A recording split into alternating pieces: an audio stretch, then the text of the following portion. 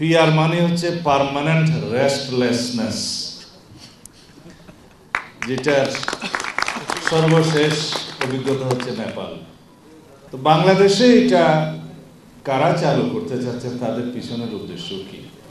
আমাদের পার্শ্ববর্তী কিছু দেশ আছে যারা বাংলাদেশে স্থিতিশীলতা চায় না। আমি আজকে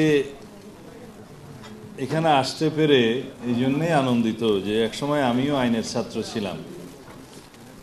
এখানে আসলে মনে হয় কখনো আমি ঢাকা বিশ্ববিদ্যালয়ে আইন পড়তাম,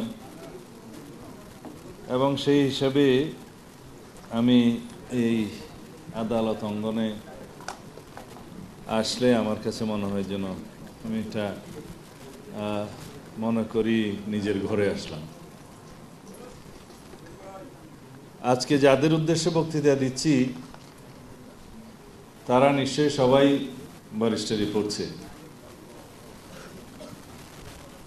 এখানে যে টপিকটা নির্ধারণ করা হয়েছে পিআরের উপরে, এটা আমি কার্ড না দেখলে এখানে না আসলে বুঝতে পারতাম না। আমি মনে করেছি এটা এই অ্যাসোসিয়েশনের একটা সাধারণ সভা।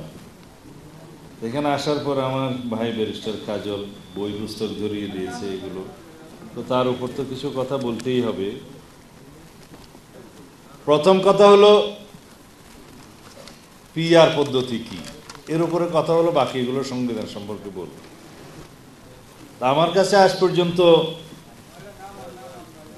যা জানা ছিল প্রপোর্শনাল রিপ্রেজেন্টেশন সিস্টেমে নির্বাচন, ইন শর্ট পিআর পদ্ধতি বলে।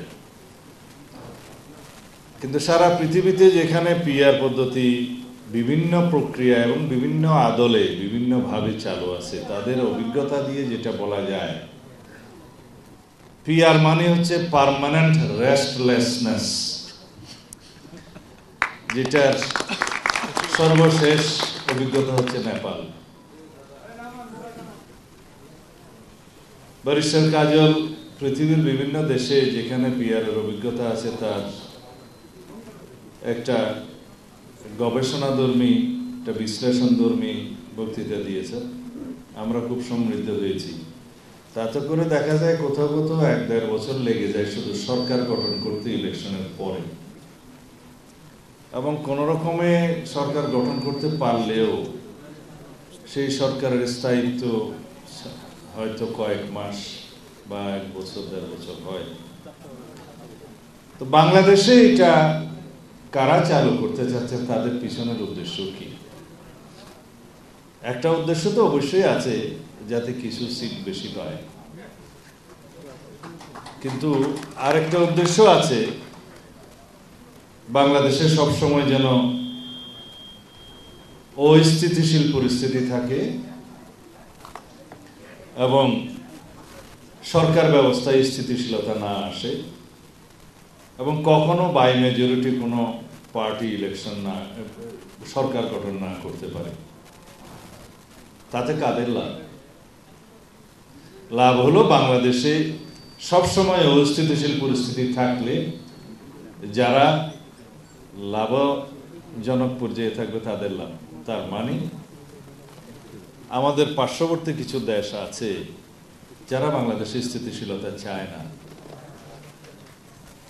যারা বাংলাদেশে অর্থনৈতিক সমৃদ্ধি চায় না, যারা বাংলাদেশের রাজনৈতিক স্থিতিশীলতা চায় না। কেন চায় না সেটা তাদের স্বার্থ জড়িত আছে, যে বাংলাদেশে যদি সবসময় অনৈক্য থাকে, অস্থিতিশীলতা থাকে, তাহলে শেখ হাসিনার মতো আরেকটা ফ্যাসিস্টের উদয় হতে পারে এবং তাদের মধ্য দিয়ে তাদের সমস্ত স্বার্থ আদায় হতে পারে।